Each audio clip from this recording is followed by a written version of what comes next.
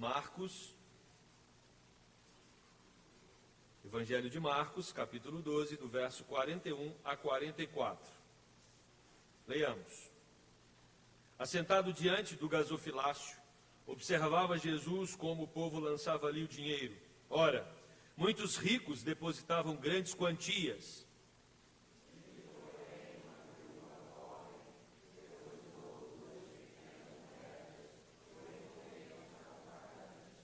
E, chamando seus discípulos, disse-lhes: em verdade vos digo que esta viúva pobre depositou no gasofilácio mais do que o fizeram todos os ofertantes.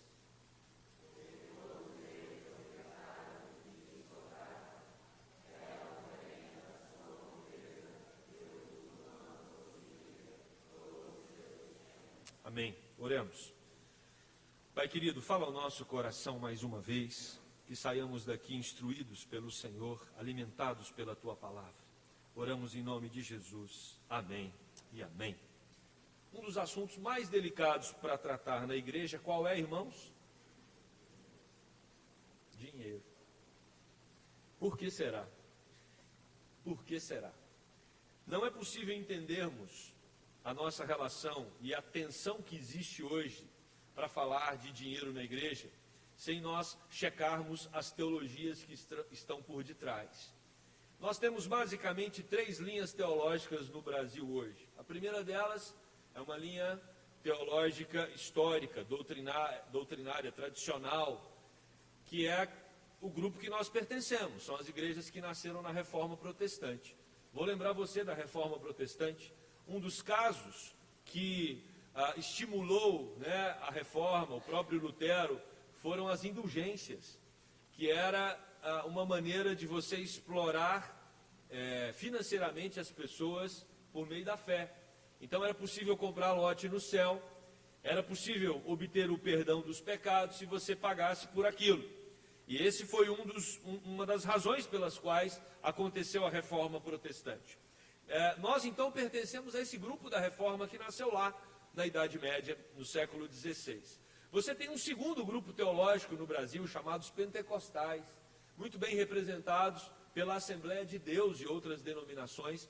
Esse grupo, a diferença dele para nós é que eles dão uma ênfase maior, ou eles dão uma ênfase no falar em línguas, né? Então, quem já foi numa igreja pentecostal sabe que na hora da oração, todos oram uma língua estranha, alguns vão falar que isso é uma língua angelical, mas o que eles dizem é que essa língua é uma manifestação do Espírito. Pessoas que são batizadas pelo Espírito falam essas línguas. Nós não concordamos com essa teologia, ok?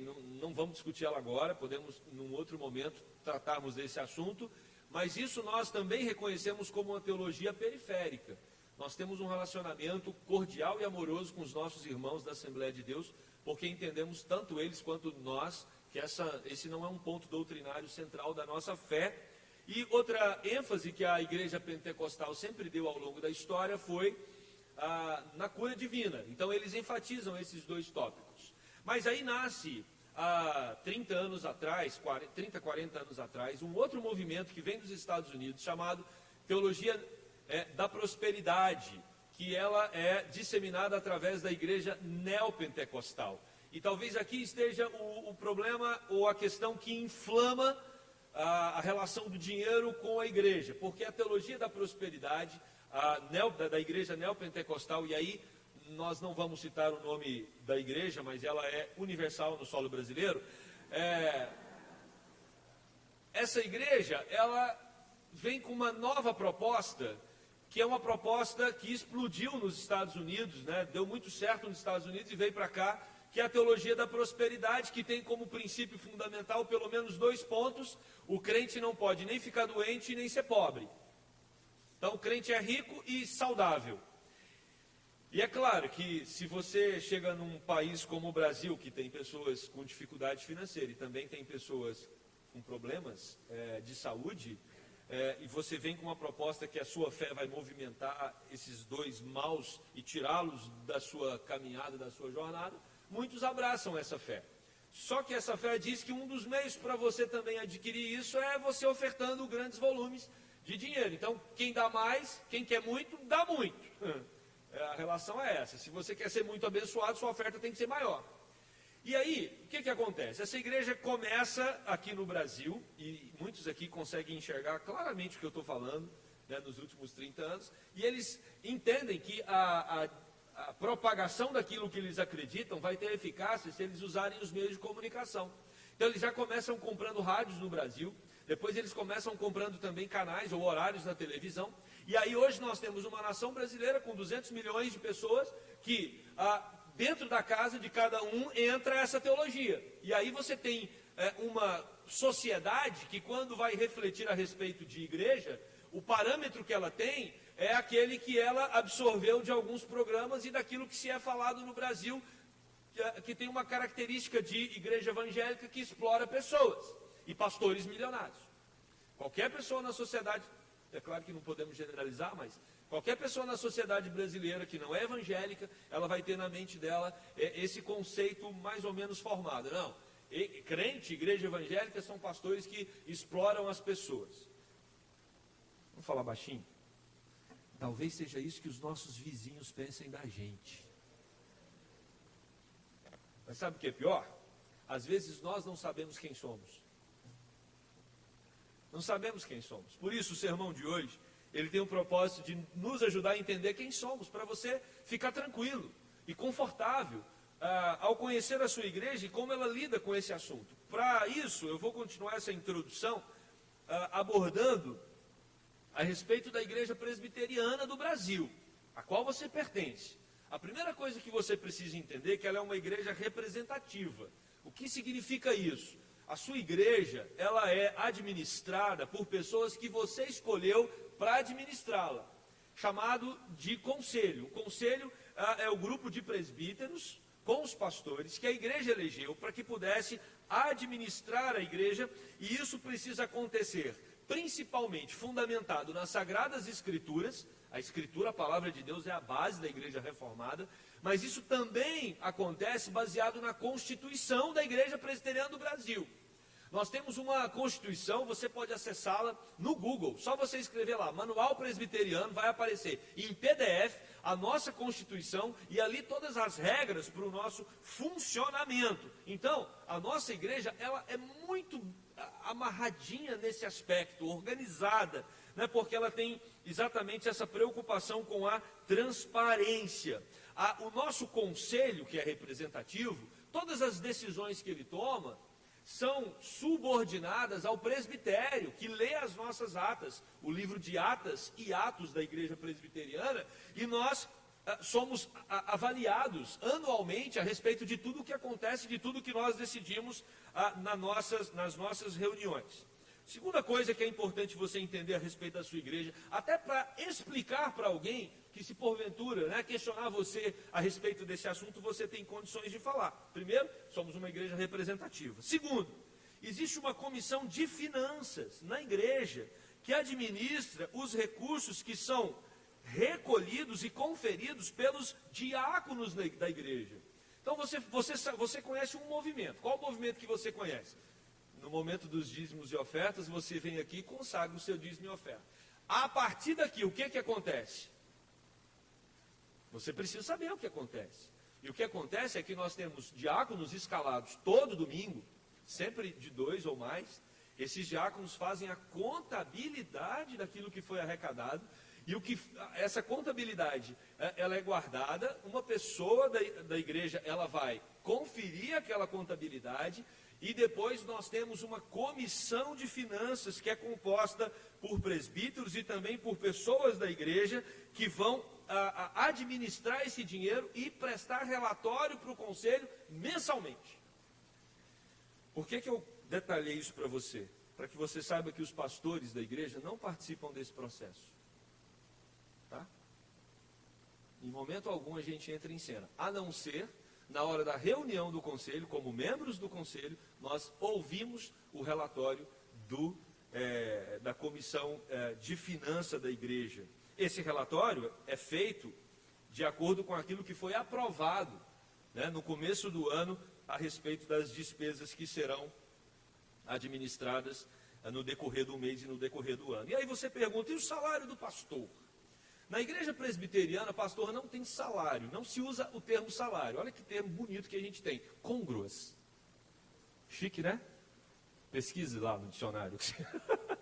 Côngruas é o termo que é utilizado. Por que pastor não recebe salário?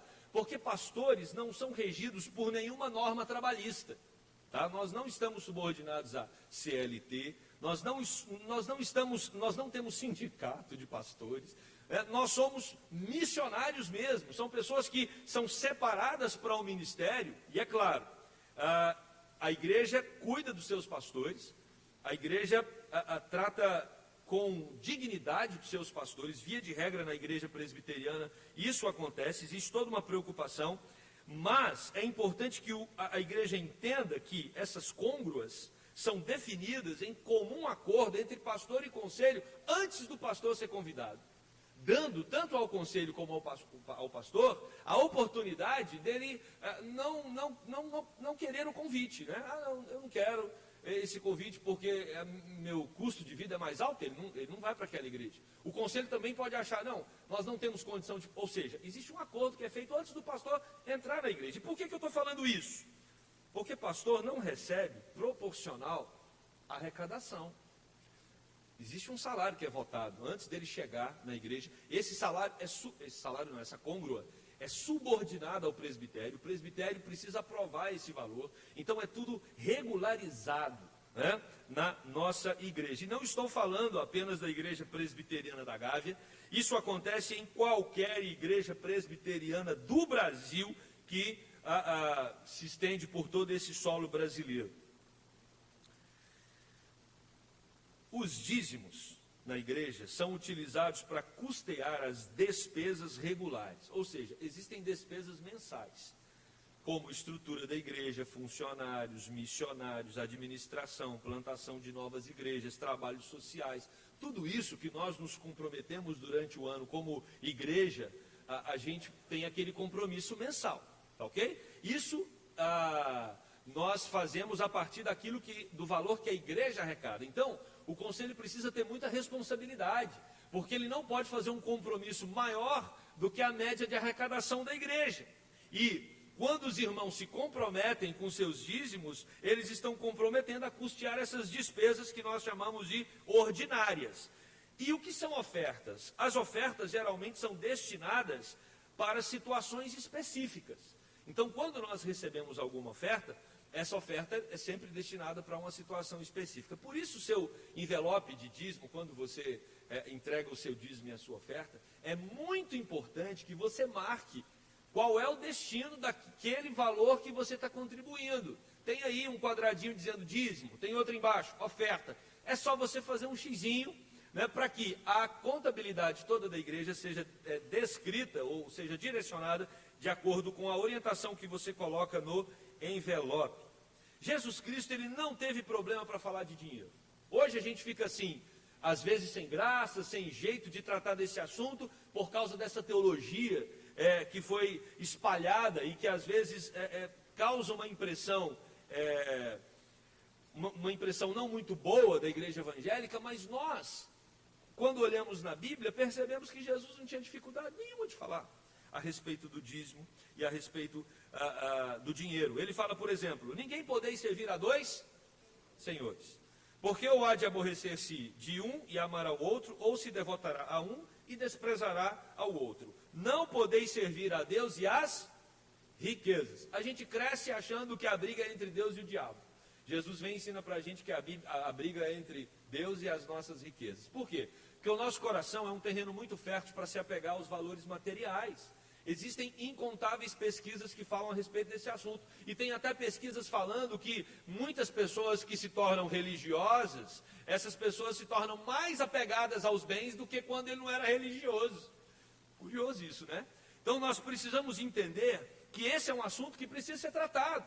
Porque nós estamos falando de um dos maiores ídolos que existem, que é o nosso recurso financeiro, que são os nossos bens ou os nossos valores. Não que você não possa ter e não que você não possa ter muito.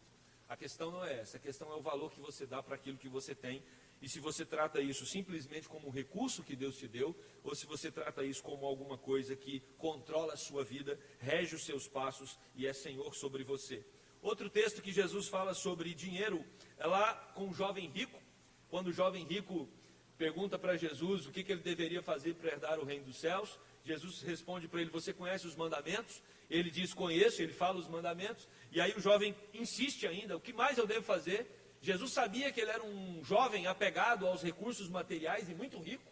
Jesus fala: vende tudo o que você tem e segue-me. E aí o texto termina dizendo: e Jesus, vendo-o assim triste, disse: quão dificilmente entrarão no reino dos céus os que têm riquezas. Depois Jesus, em Lucas também, capítulo 12, verso 15, vai dizer: então lhes recomendou: tendes cuidado, e guardai-vos de toda e qualquer avareza, amor exagerado ao dinheiro, porque a vida de um homem não consiste na abundância dos bens que ele possui. Então Jesus tratou desse assunto com muita tranquilidade, e eu queria que nós também com tranquilidade tratássemos desse assunto hoje de manhã. Quero só lembrar os irmãos que eu estou na igreja agora já há 7 anos e 2 meses, 3 meses, e é a primeira vez que eu falo sobre esse assunto, sobre a oferta. Então, você que está visitando, pode voltar domingo que vem, que não vai ser esse tema. Tá bom? Pode voltar nos próximos 7 anos, pelo menos eu não vou, a não ser que por alguma razão maior, mas esse é um assunto que a gente trata muito pouco aqui na nossa igreja, e faz isso até por causa dessa questão social que já foi descrita aqui anteriormente. Então, você pode se perguntar: o sermão de hoje é para pedir dinheiro para a gente? Não. O sermão de hoje é para você não ofertar. O tema é: quando não dar oferta. Olha que legal, você que veio visitar, achou que eu ia pedir dinheiro para você, eu estou dizendo: não traga. Não traga quando? Nem o visitante, nem o membro. Primeiro, não traga dinheiro para a igreja e oferte quando você faz isso achando que você é superior. Quem oferta, quem vem aqui no gasofilácio e deposita alguma quantia e acha que por causa disso você se torna melhor do que outro, Deus não vai aceitar a sua oferta. Porque a oferta não é um meio que a gente utiliza para achar que é mais espiritual do que outra pessoa. É exatamente disso que Jesus está falando no texto que nós lemos. Jesus está falando que alguns ricos iam para levar grandes quantias. Esses homens queriam, e eles faziam de propósito, eles mostravam que o que eles estavam dando eram grandes volumes. Isso ficava visível para todos, até porque Jesus viu. E os discípulos que estavam ali também perceberam que eles faziam questão de mostrar o quanto eles doavam, o quanto eles consagravam no templo. Então, não dê a sua oferta quando você achar que isso te torna melhor do que as outras pessoas. Eu já vi isso em outras igrejas.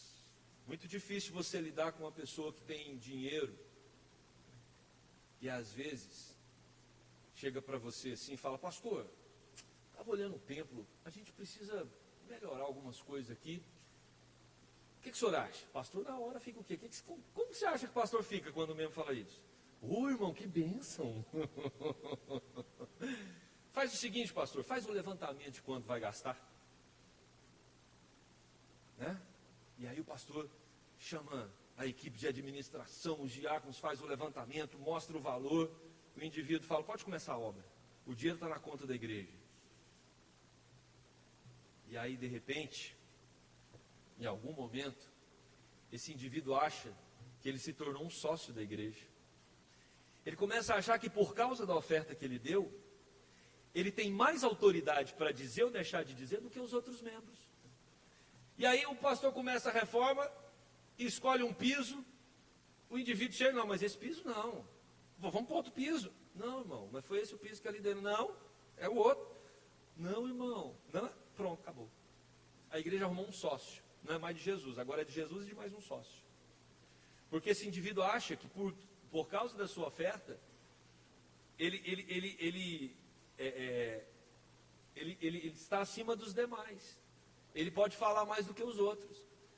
É claro que se Deus colocar no seu coração um dia de dar uma oferta volumosa, dê. Mas de preferência, dê de tal forma que as pessoas nem fiquem sabendo. Se porventura você precisar fazer uma transferência ou comunicar a liderança, comunique.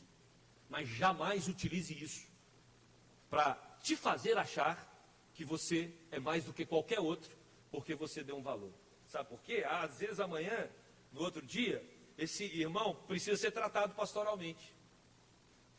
O pastor precisa chamar ele para ter uma conversa séria, por alguma razão. E quando ele é chamado pastoralmente, ele não vai aceitar o pastoreio. E aí ele vai sair contando para todo mundo que ele foi alguém. Brincadeira, como é que o pastor faz isso comigo? Eu que... Pronto. Já usou o recurso dele para a glória dele. E não para a glória do Senhor. Então, a gente está querendo dizer para você, não traga. Fique com o seu dinheiro. Se você acha que o seu recurso vai colocar você num patamar acima, isso era coisa lá da Idade Média na Igreja Católica. Quando não dar oferta, quando você desconfia do suprimento divino, se você vem aqui na igreja com a sua oferta e você fala assim, eu vou dar, mas será que não vai fazer falta? Não dê, fica para você. Fica para você. Aquela viúva, ela confiava plenamente em Deus, é essa a lição do texto. Ela era uma viúva, ela não tinha um suprimento do marido, para sair para trabalhar e trazer os recursos. Ela dá uma moeda, gente, que valia o salário do dia, né, um denário, dividido por 64. Era esse o valor da oferta dela, um valor que seria hoje uma moeda de 1 centavo, de 5 centavos. E Jesus chama a atenção porque a mulher era tudo o que ela tinha. Aí você pode interpretar equivocadamente o texto, né, e dizer, então traga aqui tudo que você tem. Não, isso aí é outra igreja que faz isso. O que Jesus está dizendo é que aquela mulher confiou plenamente em Deus. Ela sabe que a vida dela pertence a Deus e é Deus quem vai cuidar dela.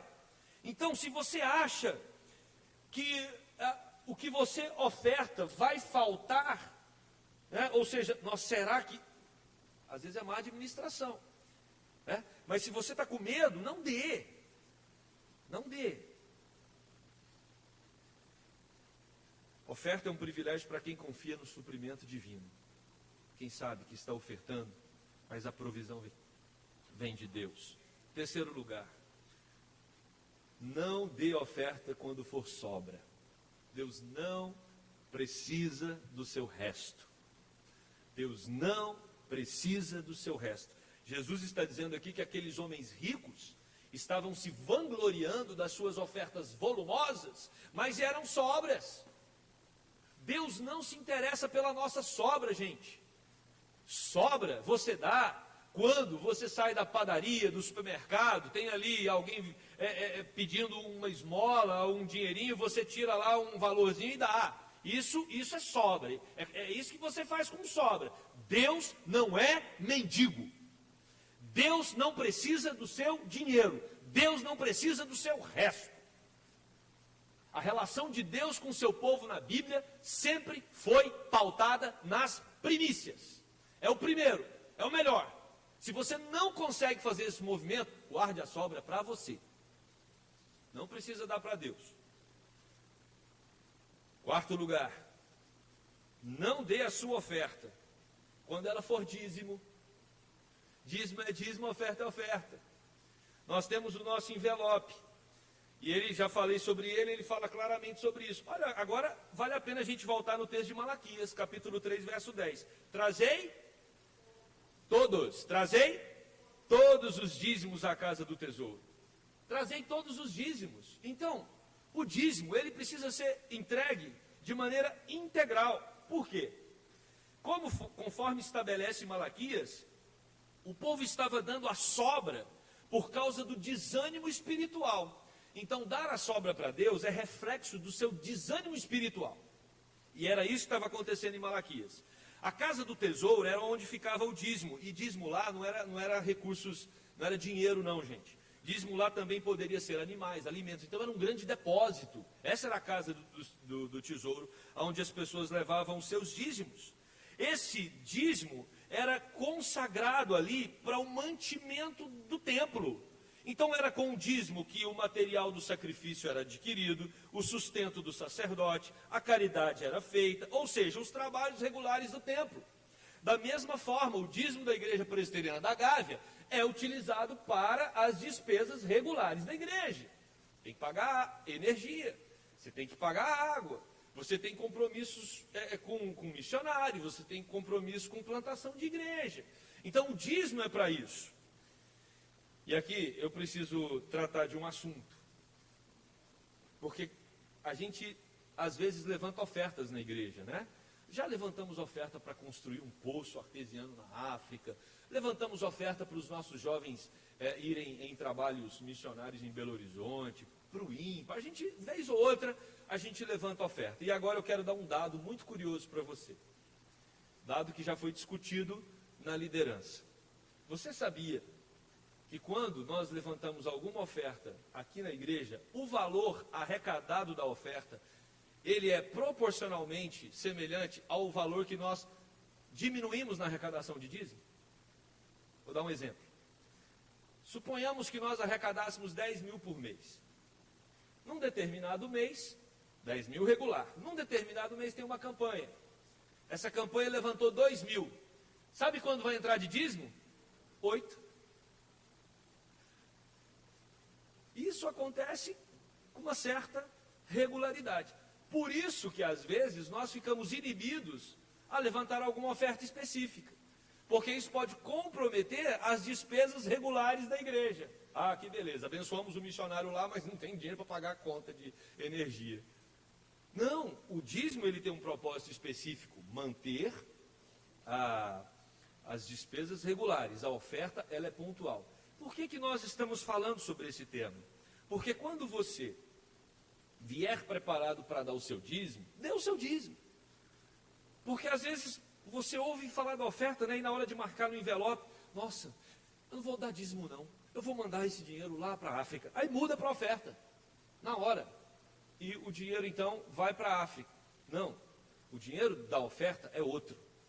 Se você não trouxe, não tem problema. Você não pode fazer esse movimento, senão ele prejudica as despesas regulares. Eu só estou falando isso porque muitos podem não saber, né, desse ajuste que nós precisamos ter. Então, não dê oferta quando for para te fazer achar que é superior. Não dê oferta quando você desconfiar do suprimento de Deus. Não dê oferta quando for sobra. Não dê oferta se for dízimo. Não dê oferta quando isso produzir tristeza no seu coração. Ah, eu dei essa oferta, mas fiquei tão triste. Estou tão mal. Não, não dê. Fica aí com essa oferta para você. Não dê oferta quando você se sentir obrigado. Ninguém é obrigado, por favor. Por favor, ninguém é obrigado. 2 Coríntios 9, 7, o apóstolo Paulo diz: cada um contribua segundo tiver proposto não com tristeza ou por necessidade, porque Deus ama quem dá com alegria. Então, nós, quando formos ofertar, precisamos fazer isso como um movimento alegre, movimento de contentamento, porque nós sabemos que nós só temos condições de dar o dízimo, ou só temos condições de ofertar, porque um Deus tem suprido as minhas necessidades. Eu estou tão feliz que eu vou lá na frente depositar meu dízimo e oferta, porque Deus tem derramado do cuidado e do sustento dele sobre mim. Esse é o resultado. E lembre-se, os 90% que você fica com ele, você tem que administrar para a glória de Deus também. Né? É um recurso que Deus te deu para que você utilize de maneira adequada. Eu quero concluir esse sermão. Primeiro, o texto começa dizendo que Jesus estava observando o gasofilácio. Então, quando você trouxer a sua oferta, seu dízimo, lembre-se que Jesus está observando esse movimento. Jesus está de olho nesse gasofilácio. Não por causa da quantidade que você deposita, mas da disposição do seu coração, da alegria, do seu contentamento.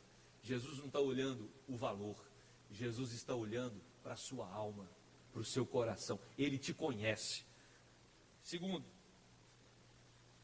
esse mesmo Jesus é quem diz em Mateus: ninguém pode servir a dois senhores. A nossa luta não é em dar oferta ou não dar oferta.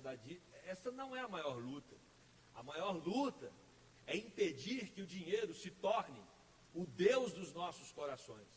Porque o amor ao dinheiro é a raiz de todos os males. A luta é outra. A batalha é outra.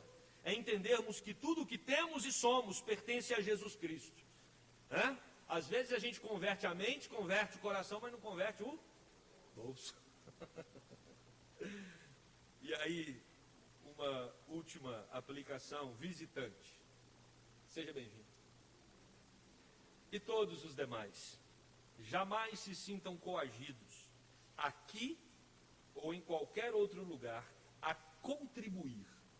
Nunca se sinta obrigado, pois o Senhor ama a quem dá com alegria. E que Deus continue dando ao seu coração disposição para ser fiel. Que Deus continue dando ao seu coração disposição para ofertar. E que Deus continue abençoando a liderança dessa igreja para administrar os recursos que aqui são consagrados com amor, com zelo e com a orientação do Espírito Santo. Amém? Que Deus nos abençoe. Vamos orar. Pai querido, nós te agradecemos porque a tua palavra nos orienta a termos um movimento de consagração que envolve também os nossos recursos. Que isso seja feito com fidelidade, que isso seja feito com alegria, que isso seja feito com honestidade. Nos ajude, Deus, como membros desta igreja, a contribuir, mas não simplesmente pelo recurso em si, mas que o recurso que é consagrado ao Senhor seja a resposta de um tratamento poderoso do Senhor em nosso coração, aonde Deus manifesta claramente que o nosso sustento, nosso cuidado vem do Senhor. E que possamos, Deus, ser fiéis em tudo o que o Senhor tem nos dado. Essa é a nossa oração, no nome de Jesus. Amém.